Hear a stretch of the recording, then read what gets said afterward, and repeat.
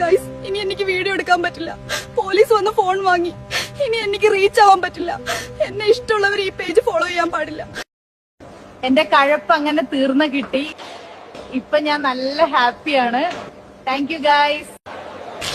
നമസ്കാരം. ജയിലിൽ ഷിംജിത തൂങ്ങി തീർന്നു. ഇങ്ങനെ ഒരു വാർത്ത കേൾക്കാൻ ആഗ്രഹിക്കുന്നവരാണോ നിങ്ങൾ? ഞാൻ അങ്ങനെ ഒരു വാർത്ത കേൾക്കാൻ ആഗ്രഹിക്കുന്ന ഒരു വ്യക്തിയാണ്. കാരണം ഈ കടയാടി മോള് കാരണം നിരപരാധിയായിട്ടുള്ള ഒരു വ്യക്തി, ദീപക് എന്ന് പറയുന്ന വ്യക്തി, സ്വയം ജീവനൊടുക്കി ഒരു മുഴം കയറി. അതുപോലെ ഇവളും തീരണം. ഇവള് മനം നൊന്ത് ഏതെങ്കിലുമൊക്കെ രീതിയിൽ മാനസികമായിട്ട് ഇവളങ്ങ് തകർന്ന് തരിപ്പണമായി ഇവളുടെ കയ്യിൽ നിന്നും ഒരു നിമിഷം പോയി ഇവളും ഇതുപോലൊരു കടും കൈ അങ്ങ് ചെയ്യണം. അതോടെ ഞാൻ ഹാപ്പിയാവും. അത് ജയിലിൽ അവള് തന്നെ അങ്ങ് കിടന്ന് അവിടെ കിടന്ന് ചെയ്തു കഴിഞ്ഞാൽ വളരെയധികം സന്തോഷം. നിങ്ങളെല്ലാവരും അറിഞ്ഞാണ്, ജാമ്യത്തിന് പോയിട്ട് ജഡ്ജി പറഞ്ഞ് എടുത്തിട്ട് പാടാൻ എന്റെ ജാമ്യവും ഗണ്ടിയൊക്കെ, ഇവിടെ ഒരു തേങ്ങയില്ല, ഈ കടയാടി മോൾക്ക് ജാമ്യമില്ല, ഒരു തേങ്ങയും ഇല്ല എന്ന് പറഞ്ഞ് വിട്ടിട്ടുണ്ട്. ഇവർക്ക് ജാമ്യം കൊടുത്തു കഴിഞ്ഞാൽ ജനങ്ങൾ മിണ്ടാതിരിക്കുമെന്ന് എനിക്ക് തോന്നുന്നില്ല. ജനങ്ങള് അവസാനം ജഡ്ജി അവരെടുത്തിട്ട് പൊങ്കാല ഇടും, ആ സെറ്റപ്പിലോട്ട് പോകും. അതുകൊണ്ട് ഇവർക്ക് ഈ ജാമ്യം എന്ന് പറഞ്ഞ സാധനം കൊടുക്കരുത്. അതുപോലെ കോടതിയിലോട്ട് ഇവളെ വാദിക്കാനായിട്ട് കൊണ്ടുവരുന്ന സമയത്ത് മാക്സിമം ശിക്ഷ തൂക്കി അങ്ങ് തീർക്കാൻ പറ്റിക്കഴിഞ്ഞാൽ അത്രയും നല്ലത്. മരണം വരെ തൂക്കി തീർക്കുക, അങ്ങനത്തെ ഒരു ശിക്ഷ അങ്ങ് കൊടുക്കുക. അതുവരെ കിടന്നപ്പെട്ടാണ് അങ്ങനെ ഇവളങ്ങ് തീരണം. ഇനി ഇതുപോലൊരു കടയാടി മോളും വരാൻ പാടില്ല. ഈ ഷിംജിത എന്ന് പറയുന്ന മോള് ഇതിനു മുന്നേ പലരിൽ നിന്നും പൈസ തട്ടിപ്പടക്കം നടത്തിയിട്ടുണ്ട് എന്നുള്ള തെളിവ് സഹിതം പുറത്തു വന്നുകൊണ്ടിരിക്കുകയാണ്. പോലീസുകാർ അന്വേഷണത്തിൽ നിന്നും കണ്ടെത്തിയ കാര്യങ്ങളാണ്. ഈ കടയാടി മോള് കുറച്ച് വെള്ളം കുടിക്കും, അവളുടെ അമ്മച്ചിയുടെ ബസ്സിലെ കുണ്ടിപിടുത്തം ഇനി നീ പിടിക്കൂല. ഇനി നിന്റെ അമ്മയുടെ കാലത്ത് പോലും നീ പിടിക്കൂല. നീ പുറത്ത് അഥവാ നീ എങ്ങനെയെങ്കിലും സേഫായിട്ട് ഇറങ്ങി നിന്നെ ജനങ്ങൾ വച്ചേക്കത്തില്ല. ഉള്ള കാര്യം പറയാം. അഥവാ നീ പുറത്തിറങ്ങുകയാണെങ്കിൽ എവിടെയെങ്കിലും രാജ്യം വിട്ടണം, അല്ലെങ്കിൽ നിന്നെ വച്ചേക്കത്തില്ല. നീ കേരളത്തിൽ നിൽക്കുമെങ്കിൽ നിന്നെ വലിച്ചു കയറി പഞ്ഞിക്കിടും നാട്ടുകാർ മൊത്തം. നാട്ടുകാരെന്ന് വെച്ച് കഴിഞ്ഞാൽ നിന്റെ നാട്ടുകാരല്ല, കേരളക്കാരെ മൊത്തം. അത്ര കലിപ്പാണ് നിന്നോട് നമുക്കുള്ളത്. സത്യം പറയാലോ, ഇങ്ങനെ ഒരു കടയാടി മോളെ ഇനി ഈ കേരളക്കരയിൽ കണ്ടുപോകരുത്. ഇനി ഇതുപോലെ റീച്ച് ഉണ്ടാക്കാൻ വേണ്ടിയിട്ട് ആരെങ്കിലും ചിന്തിച്ചിരിക്കുന്നുണ്ടെങ്കിൽ അതിനുള്ള ഇൻട്രാസും കൂടി ചേർത്ത് അങ്ങ് തരാം കേട്ടാ. അപ്പൊ അത് എനിക്ക് പറയണമെന്ന് തോന്നി. ഇനി ഷിംജിതയ്ക്ക് വേണ്ടിയിട്ട് സംസാരിക്കുന്ന കുറെ ഫേക്ക് ഫെമിനിസ്റ്റുകളുണ്ട്. അതിലൊന്നാണ് ശ്രീലക്ഷ്മി അറക്കൽ. ശ്രീലക്ഷ്മി അറക്കല് മുൻപ് വേടന്റെ കേസ് വന്നപ്പോൾ വേടന് ഭയങ്കര സപ്പോർട്ടായിരുന്നു. അന്ന് സ്ത്രീപക്ഷത്ത് നിന്നില്ല, വേടന്റെ പക്ഷത്ത് നിന്ന്, വേടൻ കൂട്ടുകാരെ, അതുകൊണ്ട് വേടന്റെ പക്ഷത്ത് നിന്ന്. ഇന്ന് സ്ത്രീപക്ഷത്ത് വന്ന് ഞാനൊരു കാര്യം ചോദിക്കട്ടെ, വേടന്റെ കേസിൽ ഞാനന്ന് വേടനെ ഞാൻ കുറ്റമൊന്നും പറഞ്ഞിട്ടില്ല. അതിന്റെ റീസൺ പരസ്പര ഇഷ്ടത്തോടെ ഒരു സമയത്ത് ചെയ്തിട്ട് പിന്നെ വന്നിട്ട് അവന്റെ തലയിൽ മാത്രം ഇടുന്ന പരിപാടി എനിക്ക് ഇഷ്ടമല്ല, ഞാൻ യോജിപ്പേയില്ല. പക്ഷെ ശ്രീലക്ഷ്മി അറക്കലൊക്കെ പെണ്ണുങ്ങൾക്ക് വേണ്ടിയിട്ട് നിൽക്കുന്ന ടീമല്ലേ?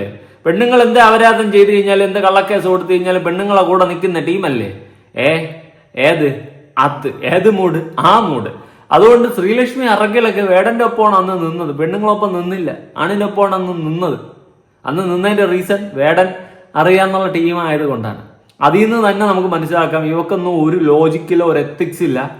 ആ ഒരു റീച്ചിനും ഫെയിമിനും വേണ്ടിയിട്ട് മൊത്തം ആൾക്കാരും ഷിംജിതയ്ക്കെതിരെ ആയപ്പോ എനിക്ക് ഞാനൊരു കാര്യം ചെയ്യാം, ഷിംജിതയ്ക്ക് സപ്പോർട്ട് പിടിക്കാം, അങ്ങനെയെങ്കിൽ ജനങ്ങൾ എന്നെ വെറുത്താലും കുഴപ്പമില്ല, നമുക്ക് കുറച്ച് ഫെയിമും ചർച്ചാ വിഷയമായിട്ടൊക്കെ ഇങ്ങനെ പോവാന്ന് വിചാരിച്ചും കൊണ്ടാണ് ഇവളും ഈ ഒരു പരിപാടി ചെയ്തതെന്നാണ് ഞാൻ മനസ്സിലാക്കുന്നത്. നമ്മുടെ സിജോ ടോക്സ് ഇല്ലേ, ഏത് സിജോ?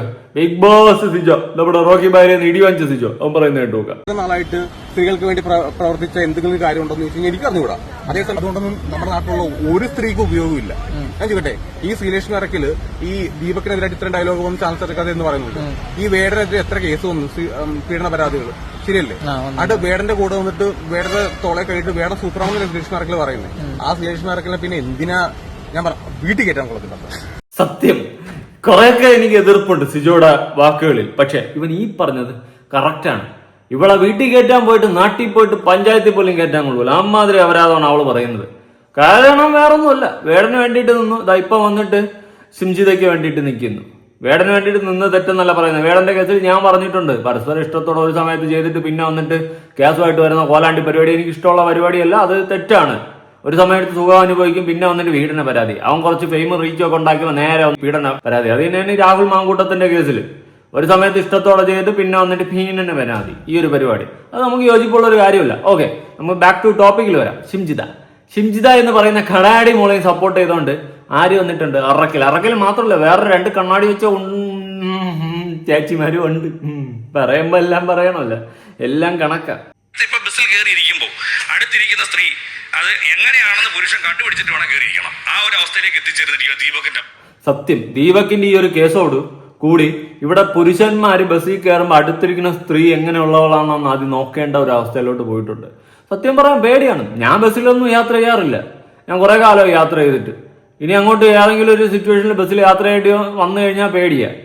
എനിക്ക് തോന്നുന്നു ഒരു 5-6 മാസത്തിന് പുറത്തായി കാണും ബസ്സിൽ യാത്ര ചെയ്തിട്ട്. അവസാനമായിട്ട് സിറ്റിയിലെങ്ങാണ്ട് പോയത് തന്നെ. അങ്ങനെ കുറെ നാളായി ബസ്സിൽ യാത്ര ചെയ്തിട്ട്. ആ ഒരു അവസ്ഥ വരാതിരിക്കട്ടെ. അത്രയും പേടിയുണ്ട്. കാരണം നമുക്കും ഇല്ലേടെ അഭിമാനം എന്ന് പറയുന്ന സാധനം. നാളെ ഏവളെങ്കിൽ വന്നിട്ട് ഇതുപോലെ ഒരു അപരാധം കാണിച്ച് നമ്മളെ എടുത്തിട്ട് റീച്ച് ഉണ്ടാക്കാൻ വേണ്ടിയിട്ട് അവള് കണ്ടന്റ് അടിച്ച് കഴിഞ്ഞാൽ നമ്മൾ തേഞ്ഞില്ലേ. പക്ഷെ ഇനി കുറച്ചൊക്കെ ഒന്ന് ഒരു അറുതി വരും. സിംജിത ഈ രീതിയിൽ ഏറി പോയതുകൊണ്ട് പെട്ടെന്ന് സിംജിത അപ്സാക്കറിജികൾ ഇനി വരത്തില്ല. അപരാധികൾക്ക് ഒരു പഞ്ചായത്ത് ഇലക്ഷൻ പറ്റി കഴിഞ്ഞാൽ ഇവളുമാരെ പിടിച്ച് മത്സരിപ്പിക്കണം. മരണം അപ്പോ സ്ത്രീകൾക്ക് ഒരു സാഡിസം ഉണ്ടായി കഴിഞ്ഞു. അതായത് പുരുഷനെ ആക്രമിക്കാൻ വേണ്ടി ലൈംഗികമായ കുറ്റകൃത്യങ്ങൾ ചെയ്തു എന്ന ആരോപണം ഉണ്ടാക്കുക. അത് തെളിയിക്കപ്പെടുന്നത് എപ്പോഴാണ്? ഒരിക്കൽ പോലും തെളിയിക്കപ്പെടുന്നില്ല. എപ്പോഴാണ് തെളിയിക്കപ്പെടുന്നത്? എല്ലാ സ്ത്രീകളും അങ്ങനെയാണെന്ന് പറയത്തില്ല കേട്ടോ. മാന്യമായിട്ട് ജീവിക്കുന്ന, മാന്യമായിട്ട് ബസ്സിൽ വന്നിരുന്നിട്ട് എണിച്ചു പോകുന്ന സ്ത്രീകളുണ്ട്. അല്ലാണ്ട് കുറെ അപരാധികൾ ഇവളുമാരെ പോലെ ഉണ്ട്, ഇല്ലെന്നും പറയുന്നില്ല. ഇനി വേറൊരു കേസ്, ഇവിടെ ഏറ്റവും വലിയ വിഷയം വരാൻ പോകുന്നത് ജെനുവിനായിട്ടൊരു സ്ത്രീക്ക് വല്ല അപരാധി മക്കളിൽ നിന്നും ഇതേപോലെ മോശം അനുഭവം ഉണ്ടായിക്കഴിഞ്ഞാൽ അവൾക്ക് പൊതുസമൂഹത്തോട് പറയാൻ പറ്റാത്തൊരു സിറ്റുവേഷൻ വരും.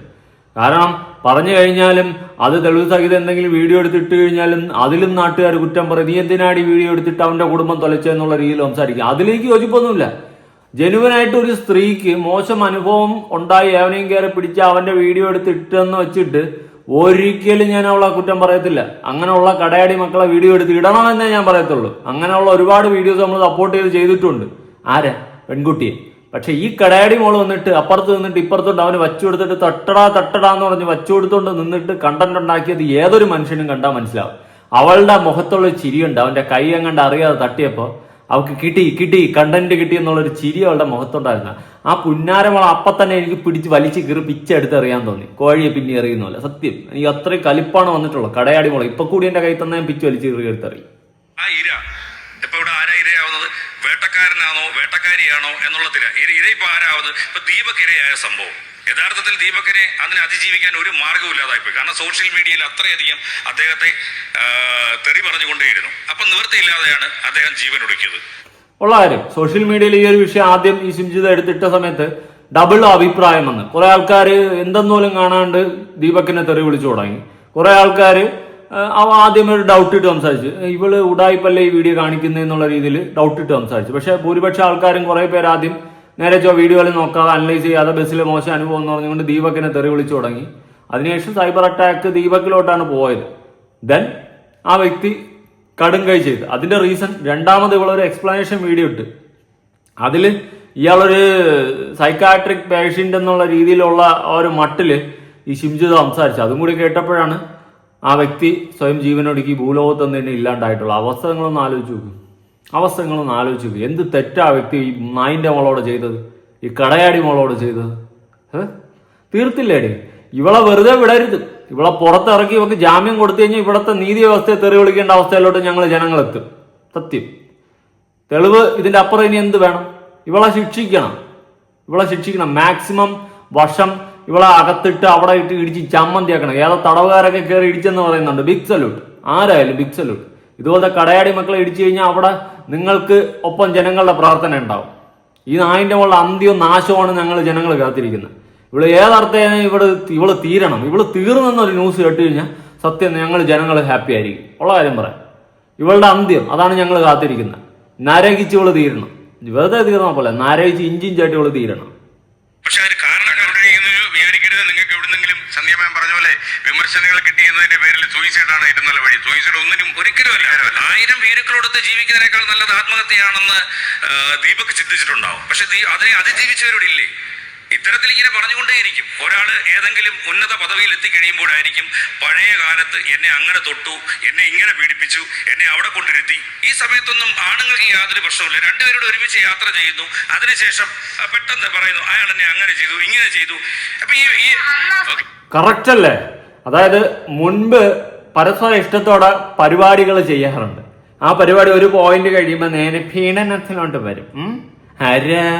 ആര്യ രാഹുൽ മാങ്കൂട്ടം ഇപ്പം നിലവിലുള്ള സ്റ്റാറ്റസ് പറഞ്ഞതാണ്. രാഹുൽ മാങ്കൂട്ടത്തിന്റെ കേസ് അങ്ങനെയാണ്. പണ്ട് പരസ്പരം ഇഷ്ടത്തോടെ രണ്ടും കൂടി പണിയിട്ട് ഇപ്പൊ വന്നിട്ട് രാഹുൽ മാങ്കൂട്ടം എന്നെ ഭീപ്പിച്ചെന്ന് ചാറ്റിലടക്കം കമ്പി ചാറ്റാണ് പുറത്തു വരണം അവളുമാരുടെ. എന്നിട്ട് അവളുമാരുടെ ന്യായീകരണങ്ങൾ കേൾക്കണം. അപരാധി മക്കൾ എല്ലാം വെറും അപരാധികളാണ്, അപരാധികൾ, തേവിടിച്ചികൾ. അല്ലാണ്ട് ഇതിനൊക്കെ എന്നാ പറയാനാ? അടുത്ത സാധനം നീ എണീച്ച് പോടി. നിന്നെ ഇവിടെ ആര് വിളിച്ചു? ചുമ്മാ നിന്നെ കൊണ കൊണ കൊണ കൊണ കൊണ അഞ്ഞും അവളെ വാഞ്ഞ കണ്ണാടി എടുത്ത് വെച്ച് വന്നിരിക്കും. ബാക്കിയുള്ളവരെ വിലയും കൂടി കളയാം, കണ്ണാടി വെക്കുന്നവരെ വില കളയാനായിട്ട് മഞ്ഞയും പച്ചയും വന്നിരുന്നു. നിന്നെ ആരടി ഇവിടെ വിളിച്ചിരുന്നു? ഇതിനാരും ഇവിടെ വിളിച്ചിരുത്തിയത് ചർച്ചയ്ക്ക്? ഇങ്ങനെ ഒരു സാധനം ഇതൊക്കെ എവിടെ നിന്ന് കുറ്റി പറിച്ചാണ്? വിവരം വിദ്യാഭ്യാസം പോകാൻ പൊക്കണോ ഇല്ലാത്ത കുറെ. നീ എണീച്ച് ബോഡി വന്നു. നിന്നെ കാണുമ്പോഴേ എനിക്ക് ചൊറിഞ്ഞു വരും. ഷിംജിതേക്കാളും കലിപ്പം നിന്നെ കാണുമ്പോഴാണ് എനിക്ക് വരുന്നത്. കണ്ട അപരാധി മക്കളെ സപ്പോർട്ട് ചെയ്തോണ്ട് കുടയും പിടിച്ചോണ്ട് ഇറങ്ങിക്കോളും. ഓരോന്ന് കുറ്റി പറിച്ചോണ്ട് കോപ്പ്.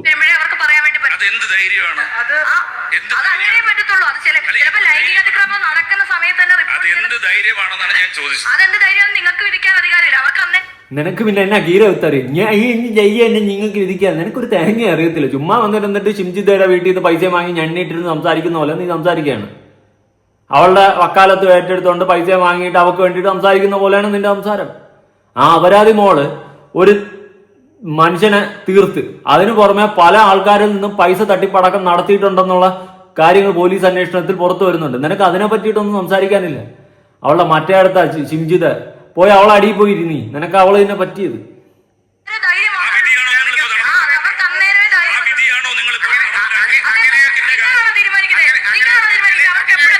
ഇവളെ പിടിച്ച് ഉരയ്ക്കാൻ ആരുമില്ലേ? ചർച്ച കോപ്പാണ്. മണ്ണും വാരി എടുത്ത് വെളിയിറങ്ങിയിട്ട് പോകേണ്ട കേസ്. അവളെ കോണ കോണ കോണ കോണ കാലി വരണം എനിക്ക്.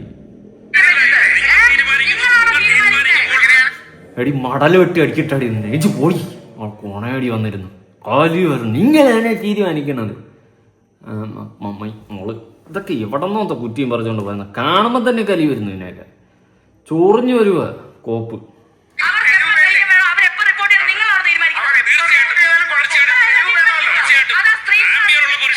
സ്ത്രീ കോപ്പ്. ഈ മാന്യമായിട്ട് ജീവിക്കുന്ന ഒരുപാട് സ്ത്രീകളുണ്ട്. അവർക്കും കൂടി നാണക്കേട് ഉണ്ടാക്കാനായിട്ടാണ് നീയൊക്കെ ഇറങ്ങി തിരിച്ചിട്ടുള്ളത്. നിന്നെയൊക്കെ സപ്പോർട്ട് ചെയ്യുന്ന ഏതെങ്കിലും ഒരു സ്ത്രീ ഉണ്ടോ? നിന്നെയൊക്കെ സപ്പോർട്ട് ചെയ്യുന്ന ഒരു സ്ത്രീ ഉണ്ടോ? നിന്നെയൊക്കെ പോലെ വൃത്തിയിട്ട വർഗത്തിൽപ്പെട്ടതല്ലാണ്ട് ഏതെങ്കിലും ജെനുവിൻ ആയിട്ടുള്ള സ്ത്രീകൾ നിന്നെയൊക്കെ സപ്പോർട്ട് ചെയ്യുമോ? ഒറ്റ മനുഷ്യൻ സപ്പോർട്ട് ചെയ്യത്തില്ല. എങ്ങനെ സപ്പോർട്ട് ചെയ്യാൻ പറ്റും? അങ്ങനെ സപ്പോർട്ട് ചെയ്യുന്ന ആരെങ്കിലും ഉണ്ടെങ്കിൽ കമന്റ് ബോക്സ് എനിക്കൊന്ന് കാണിച്ചു. നിന്നെ സപ്പോർട്ട് ചെയ്യുന്ന ആരെങ്കിലും എവിടെയെങ്കിലും കോപ്പിരിക്കുന്നു. ഈ സ്ത്രീകൾക്ക് കൊടുത്ത പ്രിവിലേജിനെ മിസ്യൂസ് ചെയ്യുന്ന കുറെ കാട്ടപരാധി മക്കളുണ്ട്. കാട്ടപരാധി മക്കൾ. അപരാധി എന്ന് വെച്ച് കഴിഞ്ഞാൽ പീക്ക് ലെവൽ അപരാധി മക്കളുണ്ട്.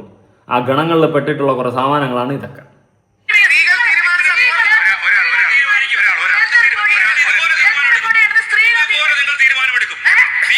നല്ലൊരു ചാനല്, നല്ലൊരു പ്രോഗ്രാം. ഇതിനെയൊക്കെ എന്തിന് എന്റെ പൊന്ന് ശ്രീകണ്ഠൻ ചേട്ടാ വിളിച്ചോണ്ടിരുത്തിയത്? വേറെ ആരെയും കിട്ടിയില്ല. ആ കസേര എടുത്ത് ഒഴിച്ചിട്ടിരുന്നാലും മതിയായിരുന്നല്ലോ.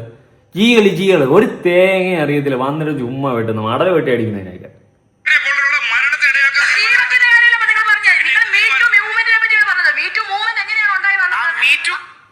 ഫിലിപ്പിന്റെ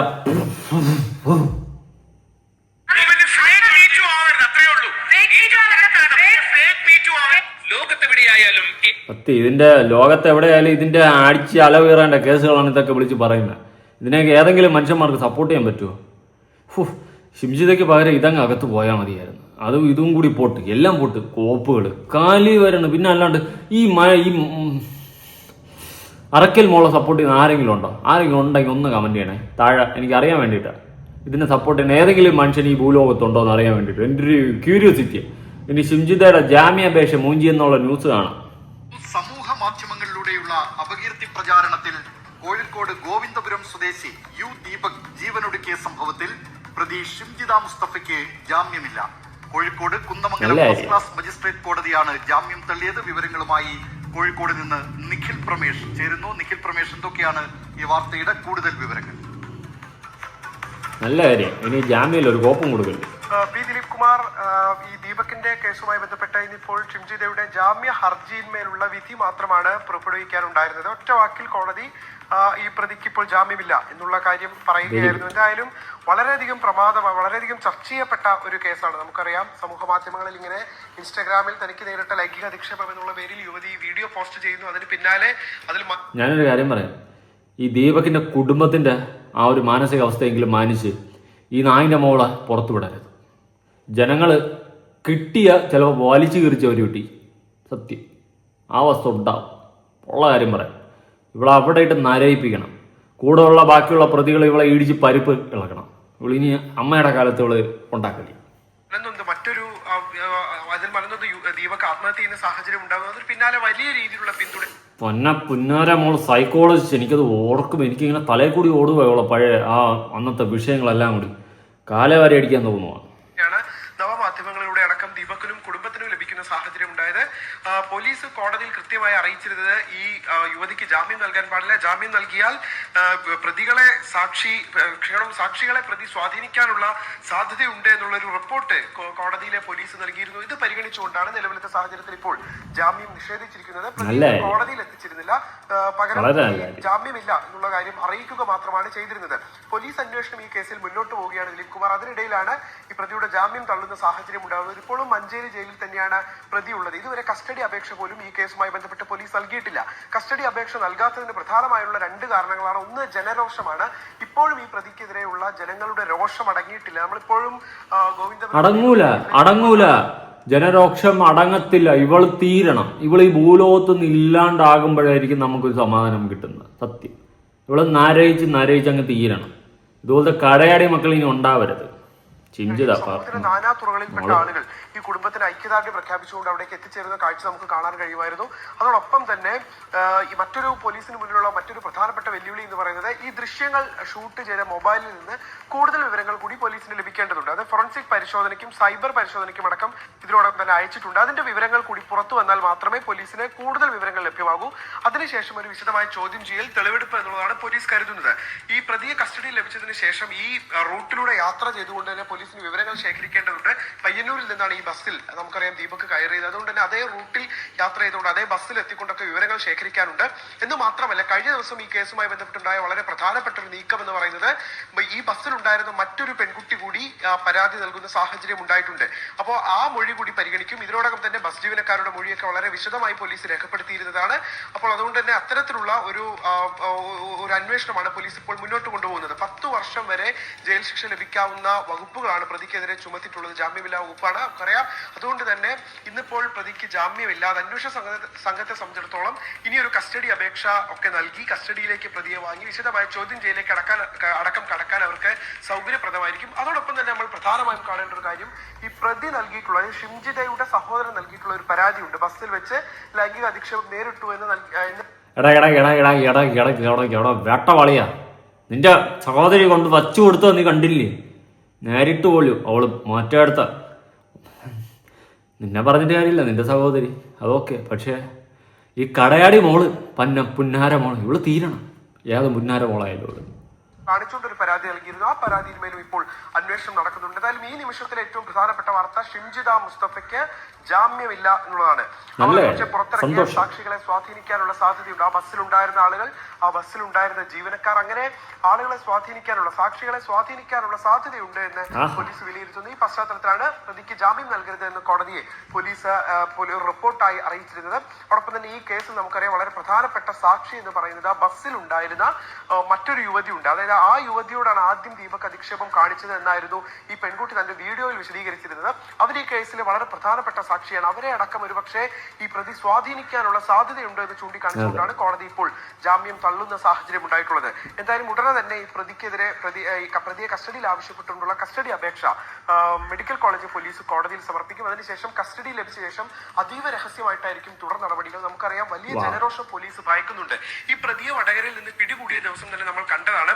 നേരെ കോഴിക്കോട് മെഡിക്കൽ കോളേജ് പോലീസ് സ്റ്റേഷനിലേക്കായിരിക്കും കൊണ്ടുവരിക എന്ന് അറിയിച്ചിരുന്നെങ്കിലും കോടതിയിലേക്കാണ്, ഞാനിപ്പോൾ ഉള്ള ഈ കുന്നമംഗലം കോടതിയിലേക്കാണ് പ്രതിയെ കൊണ്ടുവന്നത്. ഇവിടെ കൊണ്ടുവന്ന ശേഷമാണ് പിന്നീട് നേരെ ജയിലിലേക്ക് പ്രതിയെ കൊണ്ടുപോയത്. കാരണം അത്രമേൽ പ്രതിക്കെതിരെ ജനരോഷം ഉണ്ടാകുമെന്ന് പോലീസ് ഭയക്കുന്നുണ്ട്. അതുകൊണ്ട് തന്നെ അതീവ രഹസ്യമായിട്ടായിരിക്കും തെളിവെടുപ്പ് അടക്കമുള്ള കാര്യങ്ങൾ നടക്കുക. ദിലീപ്, ലോകത്തെ ലോകത്ത് എവിടെ പോയാലും ഈ അപരാധി മോളെ അങ്ങ് തീർക്കണം. അതോടെ ഞാൻ ഹാപ്പിയാവും. ഞാൻ മാത്രമല്ല, എൻ്റെ ഈ വീഡിയോ കാണുന്ന ജനങ്ങളടക്കം ഹാപ്പിയാവും. കാരണം ഇനി ഒരു ഷിംജിതയും ഒരു കടയാടി മോളും ഇവിടെ ഉണ്ടാവാൻ പാടില്ല. ഈ പുന്നാര മോള് സ്വപ്നത്തിൽ പോലും വിചാരിച്ചാണല്ലോ ഇതെല്ലാം ഇങ്ങനെ ആയിത്തീരുമെന്ന്. അന്തസ് നിനക്ക് വൈറലാണോന്നല്ല ഉണ്ടായിരുന്നല്ലോ കേരളത്തിൽ. ഇപ്പൊ നീ ഇന്റർനാഷണൽ റീച്ചിലാണ് നിൽക്കുന്നത്. കടക്കാടി മോളെ മോളെ സന്തോഷമായല്ലോ. ആ ഒരു കഴപ്പങ്ങ് തീർന്നല്ലോ നിനക്കുണ്ടായിരുന്ന ആ കഴപ്പ കാടി ആ ചോറിച്ചിലങ്ങ് തീർന്നല്ലോ. സത്യം നീ തീരണം. നീ തീരുമ്പോൾ ഞാൻ ഹാപ്പിയാവും. ഒന്നും പറയാനില്ല. പുതിയൊരു വീഡിയോ ആയിട്ടാണ്. ബൈ.